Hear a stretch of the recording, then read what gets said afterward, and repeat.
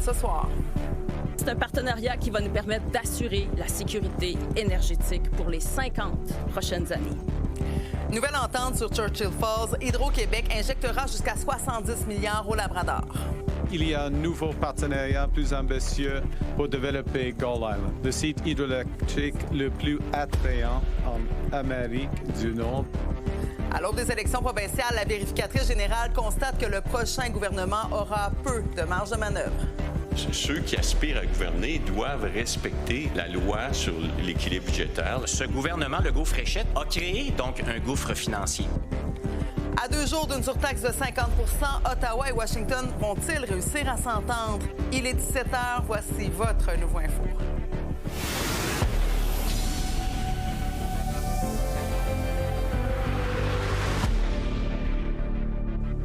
Bon lundi tout le monde, contente de vous retrouver. C'est une entente historique pour Québec et Terre-Neuve et Labrador.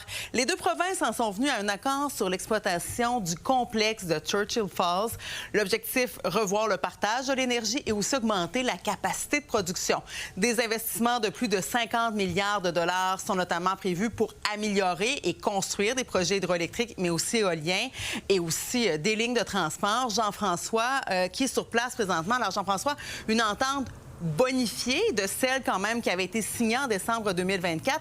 Québec ira d'ailleurs chercher encore plus de mégawatts. Plus de mégawatts, mais ça va coûter quand même un peu plus cher au Québec également. On le verra dans quelques instants. Mark Carney, qui était ici pour la part du fédéral, également a parlé du plus important investissement en énergie propre dans l'histoire de l'Amérique du Nord. Christine Fréchette, elle a parlé d'un investissement semblable à la baie James. Donc, on voit que c'est important comme projet. L'entente de 2024 qui avait été signée donc en décembre 2024 par François Legault et Andrew Furey, l'ancien premier ministre terneuvien, bien, proposait 7000 nouveaux mégawatts pour Québec. On parle maintenant de 10 000. Québec devait fournir 25 millions départs lors de l'entente de 2024. Maintenant, on parle de 45 milliards minimum, mais on a dit du côté d'Hydro-Québec qu'éventuellement, ça pourrait aller jusqu'à 70 milliards de dollars. Il y a une entente donc qui a 2 ans de plus. On parle de 2077 l'échéance. Le gouvernement fédéral va donc offrir 6,5 milliards de dollars pour la portion que paie le Québec et l'entente comprend un nouveau complexe éolien. Pour ce qui est du coût du kilowattheure, bien, ce sera semblable à ce qu'on avait dans l'entente de 2024. On va payer un peu plus cher pour l'électricité qui vient de Churchill Falls, mais un peu moins cher pour les nouveaux projets à développer. C'est une occasion à ne pas manquer, selon Christine Fréchette. Le Québec va avoir accès à 10 000 mégawatts, même plus. Ça représente plus du quart de ce que produit actuellement Hydro-Québec. Plus du quart. C'est assez d'électricité pour alimenter jusqu'à 3 millions de résidences. Dans l'univers de l'énergie, 15 ans, c'est très court. Alors, si on veut assurer la sécurité énergétique du Québec au-delà de 2041, il ne faut pas attendre, il faut décider maintenant. Cette entente-là nous permet d'assurer la sécurité énergétique du Québec à un coût compétitif, soit environ 3 fois moins cher que les autres alternatives d'énergie renouvelable qu'on pourrait construire au Québec. Bon, Jean-François, oui, on s'est entendu, mais c'est une entente qui reste à être officialisée maintenant. Est-ce que ça risque de devenir un enjeu électoral au Québec? Oui, bien, même Christine Fréchette l'a mentionné aujourd'hui, il faut que la CAQ soit réunie pour que ça se produise, parce qu'il y a plusieurs partis d'opposition qui ont déjà mis en doute cette entente-là, dont le Parti québécois, Paul Saint-Pierre Plamondon, qui a déjà dit qu'il voulait déchirer cette entente-là et aller chercher mieux pour le Québec. On sait qu'en ce moment, là, le Québec paye seulement 0,2 cents du kilowattheure avec son entente sur Churchill Falls jusqu'en 2041. Mais du côté de Christine Fréchette, elle croit qu'il faut le faire maintenant. On sait que le Parti québécois veut déchirer cette entente. Alors, je leur dis, bien parfait, déchirez-la. Mais qu'est-ce que vous proposez aux Québécois? Quelle alternative offrez-vous aux Québécois? Est-ce que c'est nécessaire que la CAQ soit réélue pour que l'entente finale voie le jour? Bien, je pense que oui. Parce que c'est nous qui avons construit l'ensemble de cette œuvre et c'est nous qui allons pouvoir la mettre en œuvre. Il faudra également entamer des pourparlers avec les communautés des Premières Nations du secteur de Churchill Falls également. L'entente doit en principe être signée, finale, le 31 décembre prochain. Alors, Jean-François Saint-John, merci beaucoup. Au revoir. Et on accueille en studio Joël Lightbound, qui est ministre canadien des Travaux publics et de l'approvisionnement, aussi lieutenant politique au Québec. Bonjour, M. Lightbound. Bonjour. Alors, entente importante concernant l'énergie. On parle d'une entente qui est historique, mais qui reste quand même à être finalisée. Est-ce que vous craignez les résultats ou est-ce que les résultats de l'élection à venir au Québec pourraient venir changer la donne? Bien, d'abord, moi, le matin, je me lève en me disant qu'est-ce qu'on peut faire avec mon premier ministre, M. Carney, pour construire le pays, pour bâtir une économie plus forte, plus résiliente. Je me lève pas en supposant ou en faisant des hypothèses sur le résultat des élections provinciales. Puis je pense que quand on regarde aujourd'hui, ce qui est annoncé, c'est 10 000 mégawatts pour le Québec, 14 000 mégawatts qui vont être produits avec ce qui a été annoncé aujourd'hui. Juste pour donner une idée aux gens qui nous regardent, là, on parle d'électricité qui pourrait fournir 6,5 millions de ménages. Ça, c'est la ville de Montréal, de Toronto et de Vancouver au complet. C'est énorme. C'est sécuriser notre avenir énergétique pour les décennies à venir. C'est qui que ce soit qui voudrait déchirer cette entente, je pense, devra se lever tôt pour dire pourquoi est-ce qu'on se priverait d'autant d'énergie à si bon prix, de manière abordable. C'est majeur dans un contexte où Québec et Ottawa veulent les deux doubler, finalement, la capacité énergétique du pays d'ici 2050. Vous dites, je me lève pas le matin en pensant que ça ne fonctionnera pas, mais il faut aussi convaincre maintenant les Premières Nations, entre autres la communauté Innu. Maintenant, comment on fait pour les convaincre, mais surtout peut-être plus qu'ils soient investis dans ce projet-là aussi. Qu'est-ce qu'on fait avec les Premières Nations? Bien, tout à fait. Nous, quand on regarde, par exemple, avec les Inuits de la Côte-Nord, les Inuits du Labrador, c'est important d'avoir des conversations, de s'asseoir, puis que ça se fasse en partenariat. Puis quand on regarde une des parties du projet annoncé, c'est le développement au Labrador d'énergie éolienne qu'on veut faire en partenariat avec les Premières Nations. C'est l'approche de notre gouvernement d'offrir une participation, de voir à participer avec les Premières Nations pour construire ces grands projets-là. Participer et donner des redevances aussi? Qu'est-ce qui s'en vient? Participer de manière active, avoir de l'équité dans le projet. Donc, c'est l'objectif. Puis, il y a déjà des conversations qui ont eu cours avec les Premières Nations, avec les Inuits. Ouais. On a parlé de 14 000 mégawatts à terme. Oui. C'est énorme. Est-ce qu'un des objectifs du gouvernement canadien, aussi du Québec, c'est aussi de s'assurer que les consommateurs au pays ne paient pas plus cher leur électricité, eux droit aussi à des tarifs concurrentiels? Bien, ça y joue. Puis déjà, quand on regarde au Canada, on a... D'un point de vue résidentiel, on est le pays du G7 qui paye le moins cher son électricité. Au Québec, c'est particulièrement vrai. Maintenant, quand on regarde... La croissance de notre économie dépend largement de notre capacité à produire de l'énergie, de la produire en abondance, de la produire à bas prix et que cette énergie soit propre. C'est ce que cette entente vient faire. Puis je dirais une dernière chose. Dans le contexte géopolitique actuel, d'avoir toutes les cartes dans notre jeu, que ce soit l'énergie, que ce soit les minéraux critiques, comme dans la fosse du Labrador, c'est ce qu'on vise à accomplir. Là, on parle de cartes dans notre jeu. J'imagine que vous faites allusion aux négociations qui ont cours présentement à Washington. Est-ce qu'un surplus énergétique, là, à ce temps-ci, ça se prendrait bien justement pour peut-être mieux négocier? Je sais que c'est pas pour demain matin, mais quand même, on est à la veille d'avoir 50 de tarifs. Comment vous voyez ces surplus-là énergétiques dans le contexte actuel? Oui, bien, je crois que oui, il y a l'énergie. Puis comme je disais, il y a aussi les minéraux critiques. Dans ce qu'on annonce, c'est de voir à développer la fosse du Labrador qui est riche en différents minéraux, notamment en fer. Mais c'est justement d'être le plus autonome, le plus résilient, puis d'avoir toutes les cartes dans notre jeu. Je pense que c'est ce qu'on vient voir à accomplir avec cette entente-là, puis cette vision-là. Et c'est sûr que ça peut aider. Tout le monde maintenant est conscient de l'importance d'être le plus autonome possible. Très rapidement, ça négocie aujourd'hui à Washington en 15 secondes. Est-ce que vous avez eu des échos de ces négociations? Je sais que nos négociateurs, Dominique Leblanc, le ministre des Relations Canada-US, sont à pied d'œuvre pour voir à essayer de trouver une entente d'ici au 19. Donc, mais je n'ai pas de dernières nouvelles ni de scoop. Merci beaucoup, M. le ministre. Merci beaucoup. Et justement, on poursuit tout de suite la discussion avec ma collègue Lila Mouche sur ces négociations qui ont eu lieu un peu plus tôt aujourd'hui à Washington. Lila, est-ce qu'on sait maintenant si on réussira à s'entendre ultimement à éviter cette nouvelle surtaxe de 50 % sur les produits canadiens? Écoute, tout porte à croire qu'il y aurait un protocole d'entente qui pourrait voir le jour ce soir ou encore demain. Mais nombreux analystes ou encore diplomates disent qu'on aura une réduction des tarifs, mais on ne pourrait pas voir un effacement total finalement des 50 % qui sont menacés. Donc, comme tu l'as dit, on est à moins de 2 jours de cette imposition et c'était des discussions, semble-t-il, plutôt finales entre le ministre Leblanc et le responsable du commerce américain, Jamieson Greer. C'est donc autour de 16 h que Dominique Leblanc est sorti de sa rencontre. Beaucoup d'omerta autour de ces négociations. C'était pareil aujourd'hui. Ben, notre travail continue. On va continuer à faire notre travail. We're going to continue working. Our job is not yet done. Thank you. Merci beaucoup.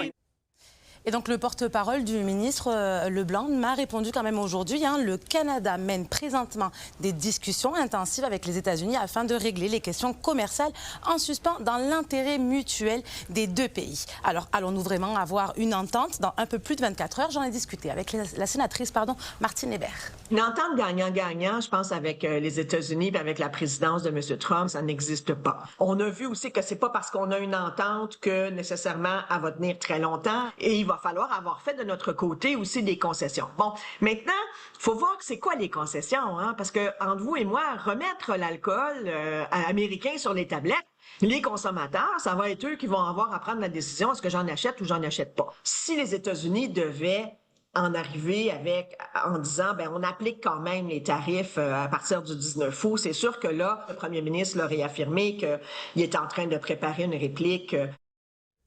Bon, justement, Lila, est-ce qu'on a une petite idée de ce que pourrait contenir cette éventuelle entente? En tout cas, on croise les doigts, là. Ouais, on appelle ça les irritants américains et puis les irritants canadiens. Alors, ce que veulent les Américains et qu'on sait pour le moment, c'est le retour de l'alcool américain sur les tablettes, la fin des contre-tarifs canadiens sur leurs véhicules et aussi un accès accru au marché canadien de produits laitiers. Bon, et ce que les Canadiens veulent, entre autres, c'est la réduction des tarifs sur l'acier, l'aluminium et le bois d'œuvre. Évidemment, la fin ou la réduction de la dernière menace tarifaire de 50 %.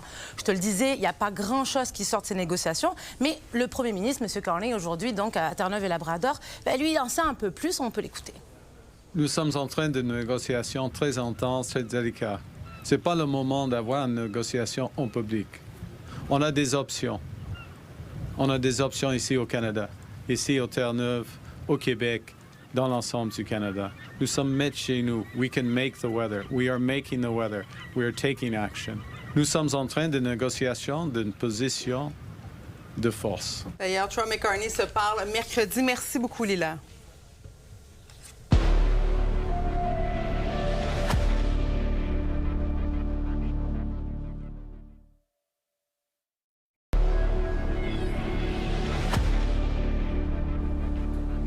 Le prochain gouvernement à Québec devra se serrer la ceinture. Selon la vérificatrice générale, il faudra trouver près de 5 milliards de dollars d'ici 2029 pour atteindre l'équilibre budgétaire.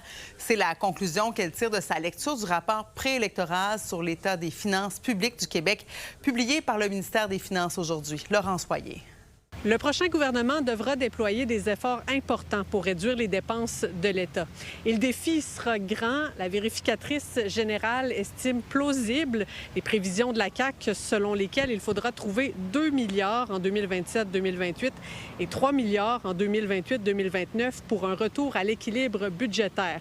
La VG précise toutefois qu'à ces données, il faut ajouter un écart à résorber de 1,85 milliard, ce qui porte le total à 4,85 milliards de dollars en 2029. C'est notamment parce que la croissance économique sera moins élevée, notamment en raison de la stagnation et du vieillissement de la population, ce qui fera que l'État va percevoir moins de taxes et d'impôts, mais aussi à cause de l'instabilité du commerce extérieur. Ça appartient aux partis politiques de décider s'ils veulent faire des mesures additionnelles. Mais à ce moment-là, ils doivent expliquer comment ils vont les financer. Si tout reste tel quel, puis que le gouvernement, dans le fond, décide de ne pas faire d'efforts ni aux revenus ni aux dépenses supplémentaires, à l'heure actuelle, avec les prévisions qui sont là, il ne serait pas en conformité avec la loi sur le retour à l'équilibre budgétaire. Ce trou dans les finances publiques a été causé par une augmentation marquée des dépenses sous le gouvernement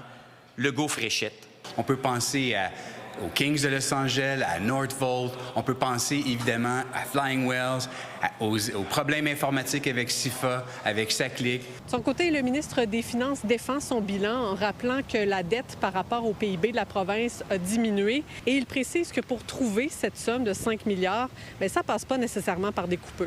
Ça peut venir soit d'une hausse des revenus, soit d'une diminution des tensions au niveau de la relation commerciale avec les États-Unis. Ça peut venir des provisions et ça pourrait venir d'un effort supplémentaire aux dépenses. Et pour atteindre cet équilibre budgétaire, le gouvernement de la CAQ prévoit couper dans différents programmes, mais également de réduire de 20 % les investissements dans les infrastructures, ce qui risque d'avoir un impact sur leur pérennité, prévient la vérificatrice générale.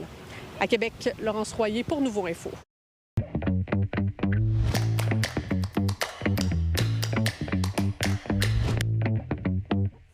Salut Alain. Salut Marc-Claude. On va revenir à la base. Pourquoi c'est important cet exercice-là? C'est important particulièrement pour les partis d'opposition pour avoir leur juste. Maintenant qu'il y a le rapport du ministre qui a été déposé, mais qui a été vérifié par la vérificatrice générale, donc qui donne les chiffres qui confirment que tout est correct. À partir de là, bien, ça nous permet, nous, comme analystes politiques, les économistes, mais surtout les citoyens, de pouvoir comparer ce qui nous est promis versus ce que ça coûte pour arrêter d'avoir des promesses envoyées en l'air sans qu'on sache c'est quoi le coût, là. Parce que là, on va rentrer en campagne électorale. Ce qu'on comprend, c'est que le prochain gouvernement n'aura pas grand marge de manœuvre. Non, il n'y aura aucune marge de manœuvre, il faut le dire. Dans le rapport, ce que ça dit, c'est que dès l'année prochaine, il faudrait qu'il y ait 2 milliards de coupes qui soient faits dans l'appareil gouvernemental. L'année suivante, 3 milliards. Mais déjà, lorsqu'on lit le détail du rapport, il manque cette année déjà 1,85 milliard. Donc, on parle de près de 7 milliards qu'ils doivent couper à l'intérieur, soit d'un programme, soit dans des dépenses qu'ils veulent faire ou des investissements. Puis Dieu sait qu'on a besoin d'investissements en infrastructure.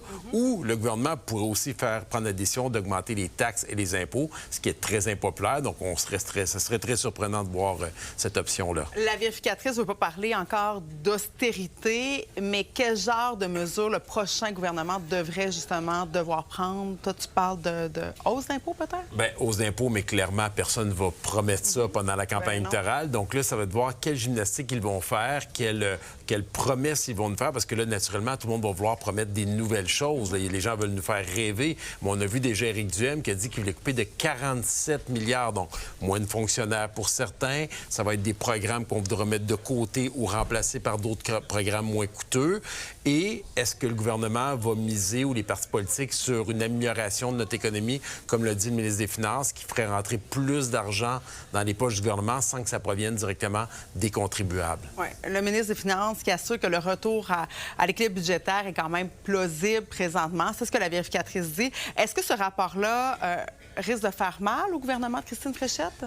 Ça fait mal. Et on l'a vu déjà dans les interventions des partis d'opposition. Ce que l'on répète et que l'on va répéter tout le long, c'est à cause des erreurs du gouvernement des 8 dernières années. C'est pour cela que les autres partis ne pourront pas peut-être faire toutes les promesses qu'ils auraient souhaitées. Donc, on peut imaginer une nouvelle ligne de métro, mais on ne peut pas parce que le gouvernement a mal géré. Donc, ça va être la rhétorique qui va être emmenée en termes de communication tout le long de la campagne. Ça va être très difficile pour le gouvernement de se détacher de cela parce que ça nous rappelle le bilan d'un gouvernement qui est en fin de régime après 8 ans. Merci beaucoup, Alain. Ça fait plaisir. On est à quelques jours de la rentrée scolaire, mais aussi du déclenchement de la campagne électorale. Et la Centrale des syndicats du Québec demande aux partis politiques d'avoir le courage de reconnaître les nombreux problèmes dans les écoles, selon le président Éric Gingras, qui a rencontré d'ailleurs la presse aujourd'hui avec les présidents des 3 fédérations qui représentent le personnel. À l'heure actuelle, il manque toujours quelques 3000 enseignants dans la province. La CSQ revient aussi à la charge avec sa demande de tenir des états généraux sur l'éducation pour établir un plan pour les 15 ou 20 prochaines années. Et c'est quoi avoir du courage en éducation? C'est être capable de se dire que ça va pas bien. Que ça va pas bien parce qu'il y a un problème de financement. Ça va pas bien parce qu'il y a un problème de pénurie. Ça va pas bien parce que les tâches sont lourdes. Ça va pas bien parce qu'il y a de la précarité qui cause un problème de rétention et d'attraction du personnel. Par ailleurs, à Montréal, les Cols bleus lancent une mise en garde. Ils pourraient intensifier leurs moyens de pression à l'approche des championnats du monde de cyclisme sur route. Le syndicat dénonce l'octroi de contrats des entreprises privées en prévision de la compétition qui va se tenir à la fin du mois de septembre dans la métropole. Il déplore aussi l'absence de progrès dans les négociations avec la ville pour le renouvellement de la convention collective. On déplore un autre féminicide au Québec. C'est le 12e depuis le début de l'année.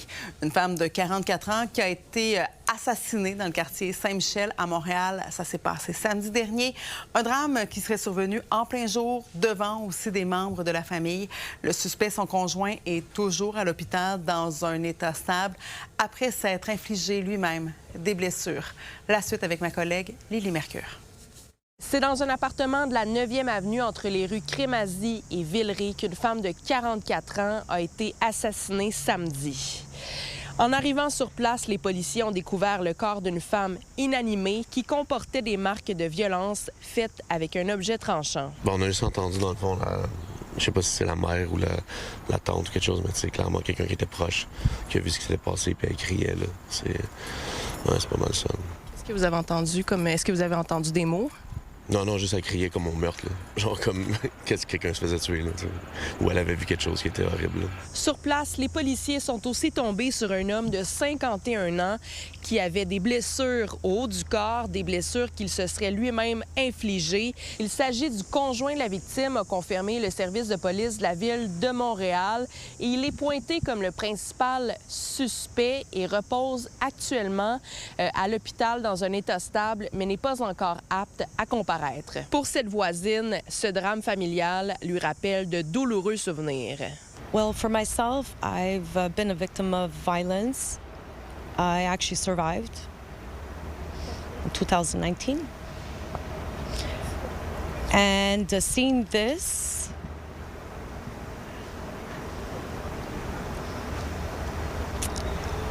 men need to do better. I know women can also be in that circumstance, but men need to do better. Ce meurtre dans le quartier Saint-Michel serait le 12e féminicide à survenir au Québec cette année. C'est 2 de plus que l'an dernier et 2026 n'est pas encore terminé. Le regroupement des maisons pour femmes victimes de violences conjugales en appelle à des actions concrètes à l'aube de la campagne électorale provinciale. À l'heure actuelle, pour avoir des services sans hébergement dans plusieurs maisons d'hébergement du Québec, il y a des délais d'attente qui peuvent aller jusqu'à 8 semaines. Aussi, on voit qu'une demande d'hébergement sur 2 et ne trouve pas de réponse. Donc, on souhaite vraiment que les parties s'engagent à faire en sorte qu'on soit capable de mieux répondre aux victimes. L'enquête se poursuit et la prochaine étape est la comparution du suspect de 51 ans qui est actuellement toujours hospitalisé. À Montréal, Élie Mercure, pour Nouveau Info. L'actrice américaine Hayden Panettiere est décédée à l'âge de 36 ans. Elle a été retrouvée inanimée dans son appartement en Caroline du Sud. Hier après-midi, une enquête est présentement en cours pour déterminer la cause de sa mort, mais aucun indice ne laisse croire à un acte criminel. La comédienne est surtout connue pour ses rôles dans les séries télé Heroes et Nashville. Elle a fait paraître d'ailleurs son autobiographie This Is Me en mai dernier.